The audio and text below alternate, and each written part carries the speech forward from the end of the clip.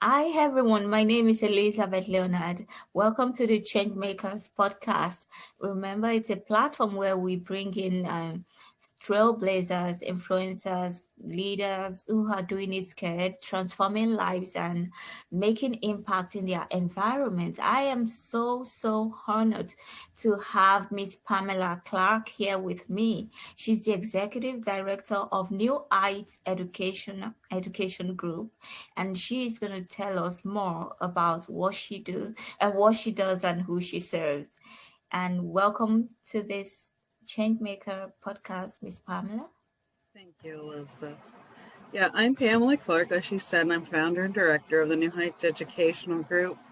We're a resource and literacy center, and we promote literacy for children and adults by offering them a range of educational support services, including assisting families in the selection of schools, organization of educational activities, acquisition of materials, and we promote a healthy learning environment and various enrichment programs for families of preschool and school-age children, including children with special needs. That's our mission, but really we are education reformers, and we believe everyone that's willing to work for it deserves a fair and equal education. So we do everything we can to make sure that happens for each student and family that comes to us for help. Thank you so much for the wonderful work you're doing in the organization. And this is really, I'm not saying that this is going to be easy because you consider kids with education, with special needs. And thinking about that, one, it's not an easy route to go.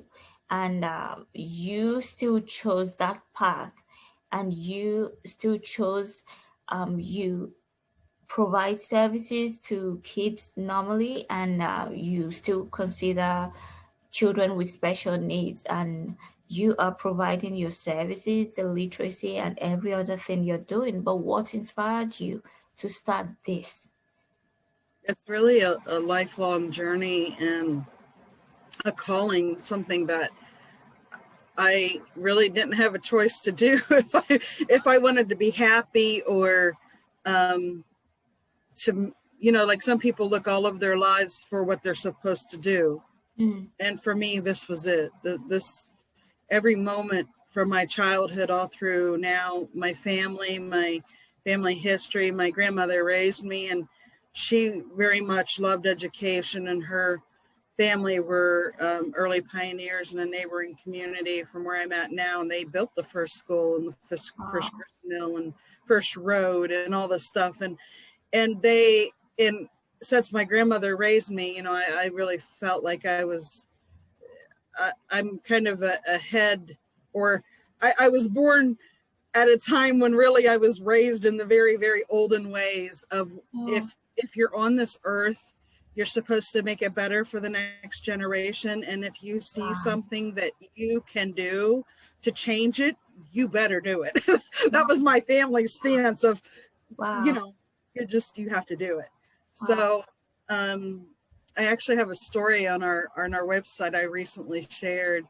It was a memory, and I had shared it with somebody else, and they said, "Oh, you got to share that." So I put it on our website under who we are, and it's a memory of my grandma and I. We used to go visiting her older friends, and I was around older individuals more than younger. I mean, I went to school and stuff, but you know what I'm saying.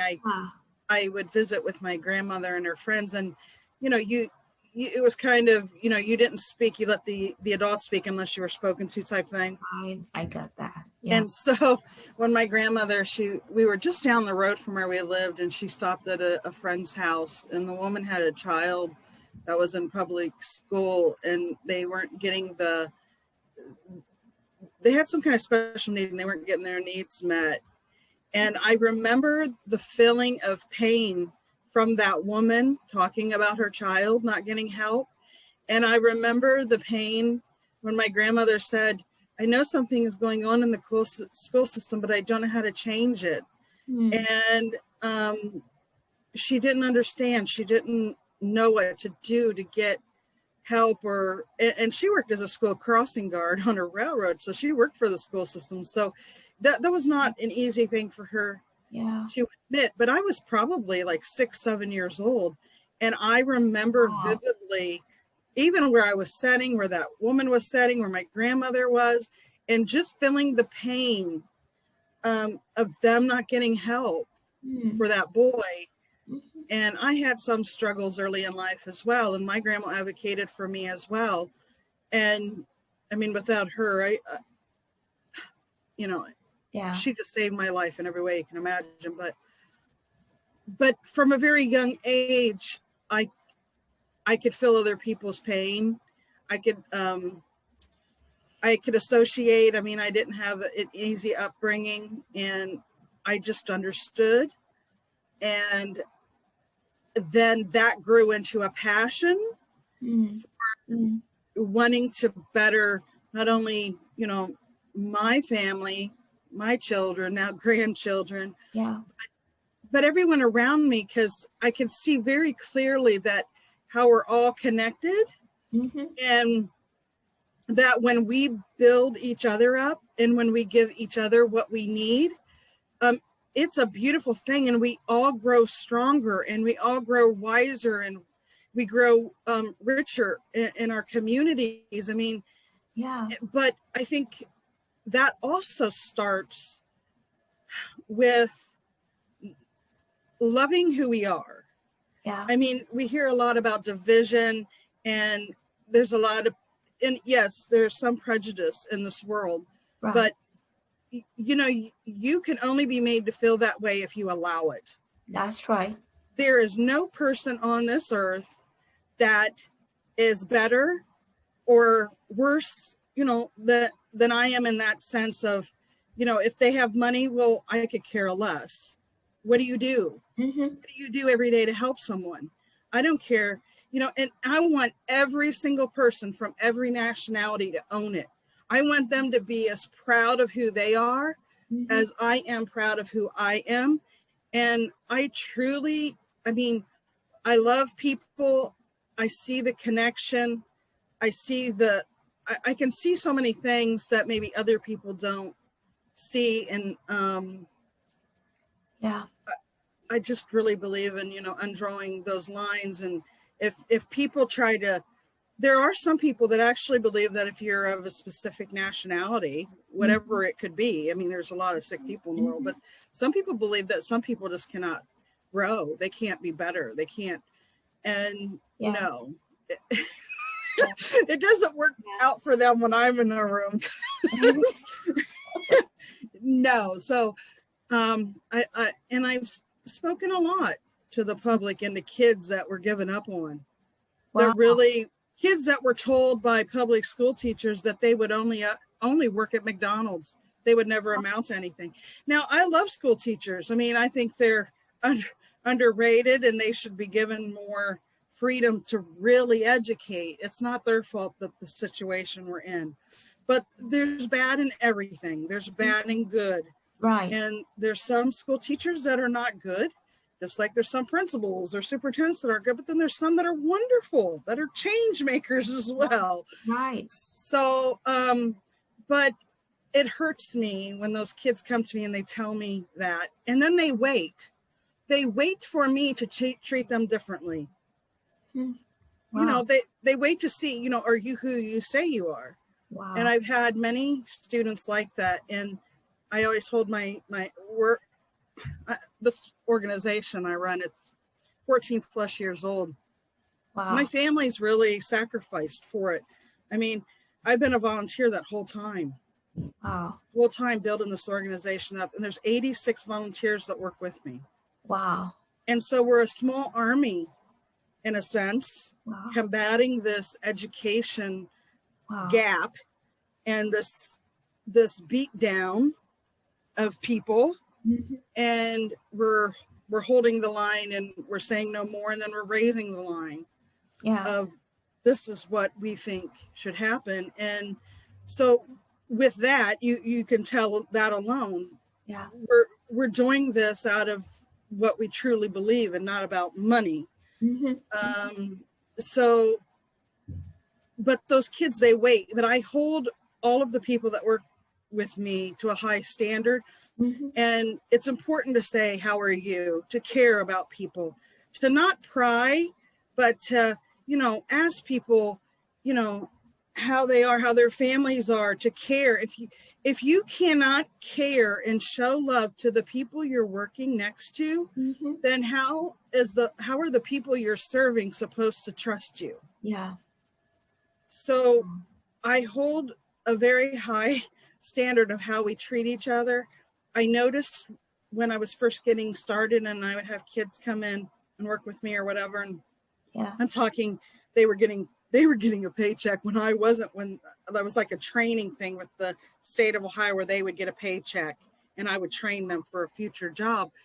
And I would notice, um, you could tell the people that have been beat down by life when they walk in your door. You could see it in their presence. Mm. And I noticed there's a switch that happens in people where if they're that person, not everybody does it, but a big majority of the public does it, where there's a switch happens that they just kind of are looked down on. And I nipped it in the butt very early on. And I'm like, I don't care. I don't care if they come in rags. And I don't care if they haven't had a bath. I don't care what it is. You will treat them like they're wearing the finest silk and gold. I don't care. You Wow. don't treat people less than, because when you stop treating people less than, that's when they raise up. Yeah. That's when they become powerful in their own right. Yeah. And they're like, wait, somebody believes in me. Yeah. Maybe I should look at me, you know? Oh, So, yeah. wow. Wow. Wow. That's so, I don't know. Thank you for your heart of service. Thank you for making yourself available for this kind of project. Thank you for seeing those kids in the society, because it means a lot. And I was speaking to someone a few days ago about coaching and teaching kids. She wanted to start teenagers coaching on creativity. I just let her know that just have something at the back of your mind that whatever you do now might either have a positive effect on them and their future, or negative effect. And I also like the idea that you said it's a calling. And I know that some teachers do it to earn money, but I always say that teaching is a calling, because it goes beyond just a paycheck. Because that's, you pour yourself, you invest yourself into other people's life, and they are counting on you. They are hanging, you know, leaning on you for direction, for clarity, which they will make use to make decisions in their life. And the way we make them feel matters. How we make people feel matters.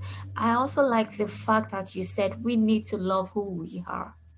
We need to love who we are. And I believe that our audience are going to learn from this. You need to appreciate who you are. And that's why we are bringing people that are impacting lives and in different ways to this platform, so that we could see that they are normal people like you. They see the need and they serve from their heart. They give from their heart. They try to be a support for others. They try to be a pillar for others. And it's not as if it's an easy road, but they are still doing it. It makes you feel like you are living a meaningful life. You are living a purposeful life. And that's, well, for me, I derive joy from doing that. And I don't know about you that you're watching us, but from I serving do. other people, putting a smile on other people, making them happy, making the world around you a better place, I think that's It a makes me meaningful. better. It's made me a better person. It truly has. I mean, I can see this vision of what we really could be and become as a society if we work together. And Yeah. I want to address some of the things you said, like, loving yourself or kind of owning who you are. Mm.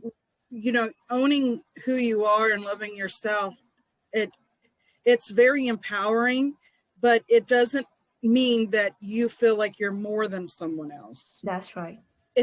And I want to make that clear, because a lot of people misunderstand that. Mm-hmm. And it's okay to, even if you come from a rough background where maybe your immediate family wasn't so great, Mm-hmm. there's someone, in your past that did something amazing, and you can raise, if they could do what they did, 100, 200 years ago, with everything that's at our fingertips, we can do anything. Mm-hmm. The only thing that gets in our way is ourselves. That's And right. the idea that there's lines we shouldn't cross, Mm-hmm. and I say that in a positive way. I don't mean some of the things that we've seen recently where people try to hurt other people to get what they want or something like that. I'm talking about the lines that certain people that think people can't learn, certain people can't learn. That's right. And I mean, I've seen so many interesting articles. I like to learn from others and other stories, as I have a feeling you do. Yeah. And there's a newer movie out. What is it? With Sandra Bullock, that she was redoing or the story of a life of a teacher, and she was trying to meet or help with African American students, and these students were angry with her and they wanted to hurt her because she was trying to make them believe in themselves, believe that they could be better, and they were angry because there is something. And this was hard for me in the beginning. Mm-hmm. I cannot understand or grasp fully why anyone that's in education and calls it education Mm-hmm. would want to hinder someone's learning on purpose. But that was one of the things I learned, is that there are some people that do just that. Wow, that's pathetic. And it's hurtful. I mean, I was like, oh my gosh, is this true? Like, and I really admire John Taylor Gatto. I don't know if people that listen to your show know about him, but I would highly suggest that people, if they really want to understand the history of education in America, they need to learn about John Taylor Gatto. Okay. And he has many books, and I've read pretty much all of them. And boy, is it an eye-opening. But it's sad. And unless people stand up and say, no, taxpayers are paying for children's education, but at the same time, there's people that are not using that money as they should. And it's not getting to the people really in great need. Like you could be 30 miles from each other, and a school could receive hundreds of thousands of dollars more than the school with lower income students that really need it. And that's ridiculous. You can't tell me, like, why would you do that if it wasn't on purpose? So no, I have a big problem with that, and I call it out on a regular basis. But now I want to say, now a lot of people have said that what we've created over the last 14 and a half years couldn't be done. And it couldn't be done because all of the taxpayer money goes to public school, and they never thought anybody would be crazy enough, like myself and the other volunteers, to donate their time to a cause like this year after year after year after year. Wow. And you do have to have, thank God for my husband. I mean, my husband, without him, there would be no New Heights. I mean, and I was a homeschool mom for 13 years. So we were already used to living off of one income.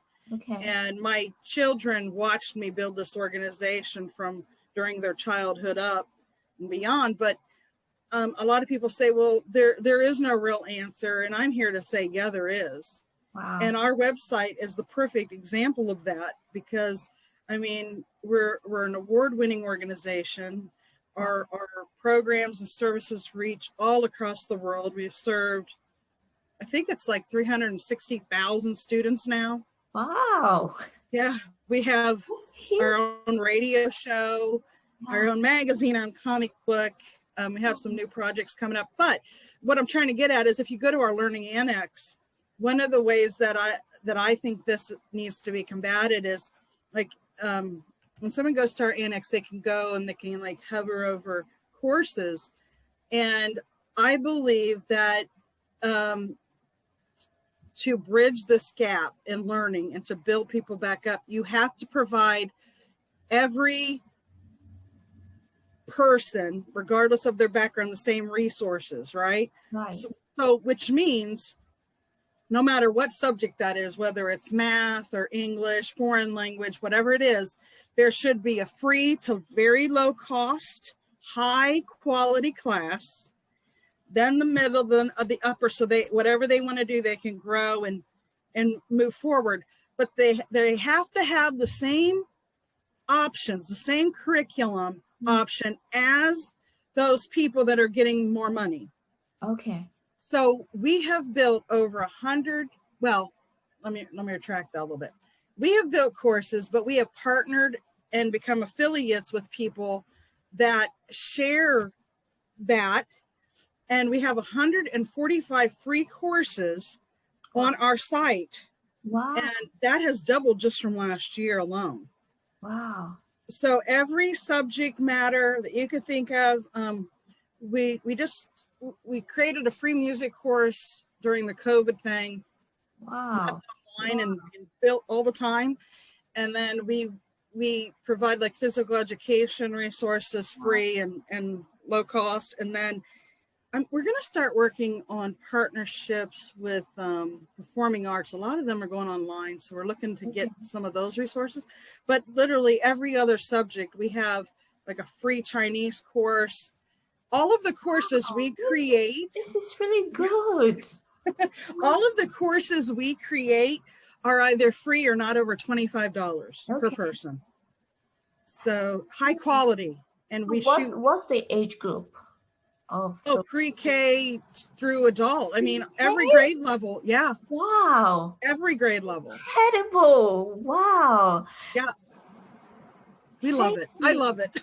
I love it too, because I'm in a group where the founder of the group is still discussing about the educational system and how to serve children who are in need, whose parents can't afford it.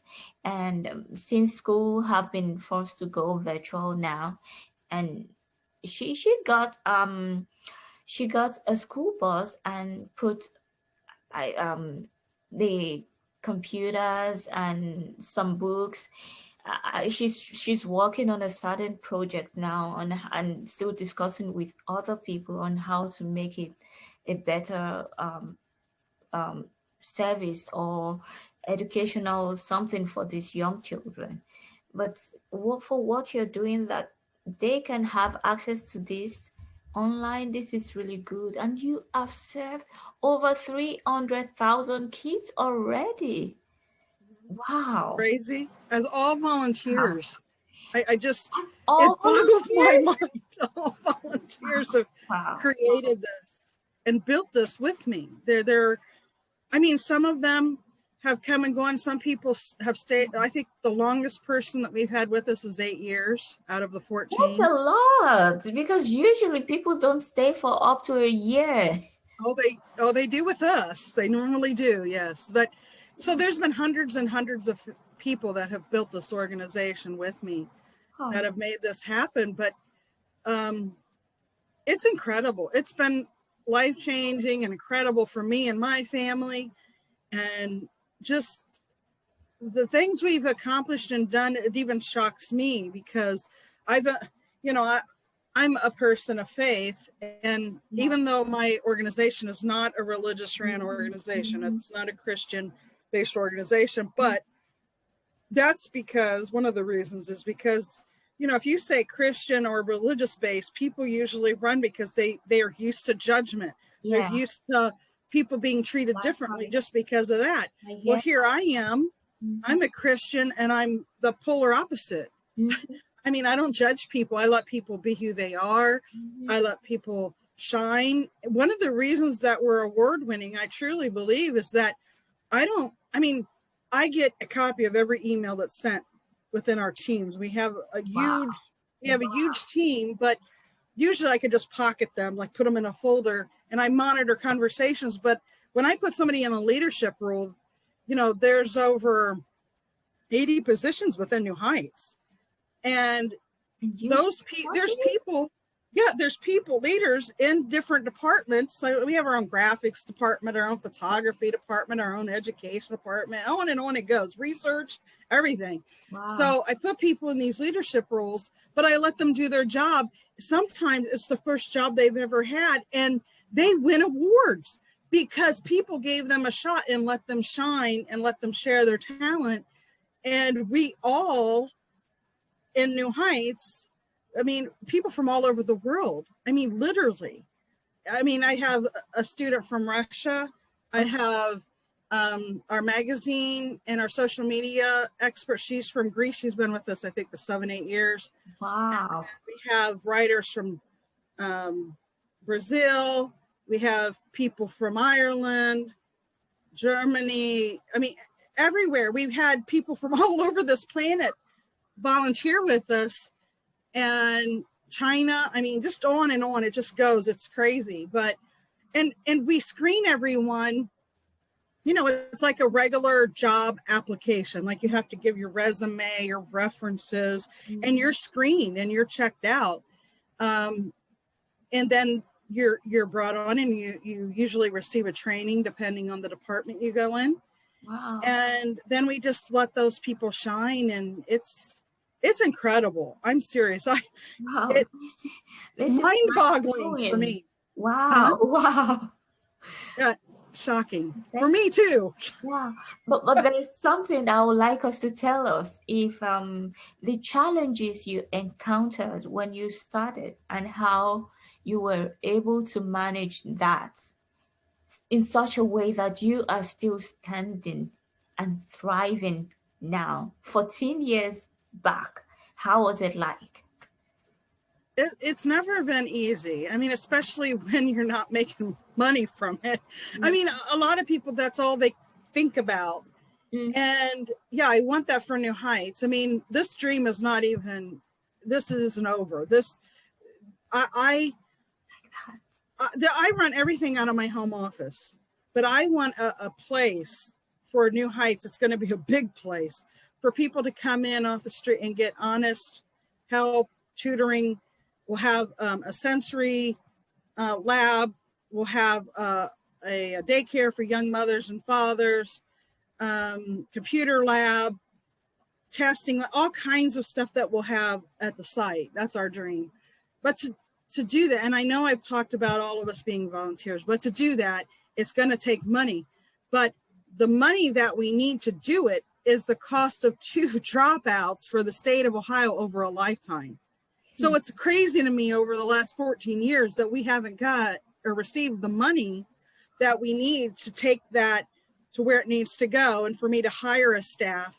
Because can you imagine what we can do with a paid staff? And to have a building where people can come to, it's phenomenal. So obviously, and I hope I've made it clear that it's not about money, or we wouldn't be here now talking. But to complete the dream, it is going to take money. Yeah. And we're talking under $500,000 for everything I've ever dreamed of. Now, schools get more than that. Come on. And the things we've accomplished are incredible. But the things that I have a lot of health challenges, and that's one of the reasons that I kind of almost stumbled into it in a sense. I always knew that education was very important, but as a very young woman, I was told I shouldn't work outside the home. And I was 26 years of age, and I was a mother of 2. And my husband and I, when we met, I probably had 9 or 10 surgeries. And we've been married 33 years, and now I've had 82. Do I look like I've had 82 surgeries? No, no.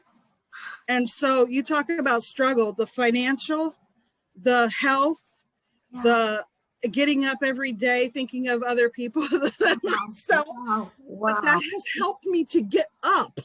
Wow. Because every single day when I go to bed, I know that there is no person on this earth that could accomplish more that day than I did. Yeah. Oh my God. Because I don't take one day for granted. Because tomorrow I might not be here. Mm-hmm. And I have to continue to push this through. Mm-hmm. And we have to get the funds that we need so it survives past me. Yeah. I have to be able, and I've been training people for a really long time. My children are always very supportive. I really think one of them will take over for me, but they have to have a paycheck. They just can't quit their job and not have a paycheck. So I do think it'll be a hereditary thing. I think that one of my sons will take it over. Wow. And, but I want it to survive past me, and I don't know when that expires, but I don't, you know what I mean? I just, you sleep, and every day is just a day to be grateful for, and you live it as if it's the last. And oh guys, you've got no reason. You have no reason not to make a move. You matter, you're important, your voice counts, your efforts counts. Another person's life might be dependent on what you're going to do. So just step out, step out. Thank you so much, Pamela, for not giving up, for making yourself available, for being a role model, for serving many kids, many lives, for bringing people together to serve. Those kinds of qualities that you, I don't know, that you displayed, and managing the departments, bringing people together from different countries, this is just so mind blowing. And thank you that we can look into the society and found someone that is doing this regardless of your personal challenges. Come on, you made yourself to be like an anchor to others. And, it's interesting. It's really interesting because some people, they're so far into the dysfunction that they don't know how to get themselves out. And I mean, we're there. We never give up on anyone that doesn't give up on themselves. But with my background and the things that I go through, I mean, I'm not saying that anyone's sorrows or hardships worse than mine. I'm not saying that. But I'm saying it's awfully hard for people to be poor me baby, or even for me to be poor me baby, because I get up every day and I'm helping people that are in a sorrowful place. So, you know what I mean? Yeah. So I want people to see that you don't have to stay there. But if you refocus, you can refocus your energy on positives. I surround myself with positives all the time. And I feel very positive. Mm-hmm. Even if I'm struggling with health or something else, Mm-hmm. So that's the greater message. You can stay in the dysfunction. Mm-hmm. You can stay in the roadblocks that other people have put in your path, mm-hmm. or you can step over them and shed them and do what you're supposed to be doing on this earth. And I didn't always know, but there's little moments in your life that will be pointing you to those things. Maybe they're things that someone has already said, oh, you're talented, but you'll never make a living at this. How many have us heard that one? I've seen some kids that come through, some of the greatest artists I've ever seen, and the teacher said they weren't good enough. And I'm like, no. No, you're wonderful. No, you're fantastic. So listen to your instincts, not somebody else. That if somebody says that to you or somebody makes you feel that way, you know what? They're not living their purpose. That's right. they're a sorry human being to be saying something That's like that. right. Thank you so much for sharing that. Thank you so much. I was going to ask you to give us some tips, but you have already shared things to hold on to. And thank you. Your story is so mind blowing and very encouraging, inspiring.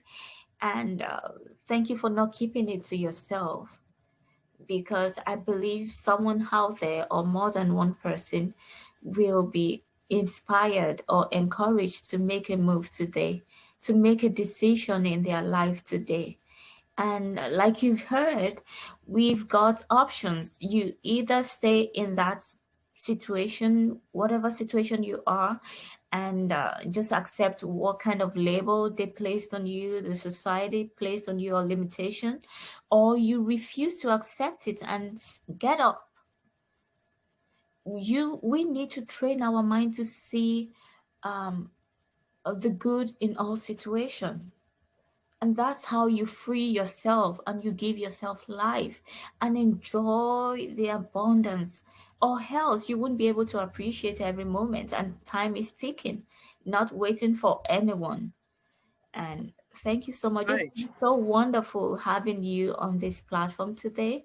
Can you share how we can reach you or make donations our audience can support? Well, our main website is newheightseducation.org.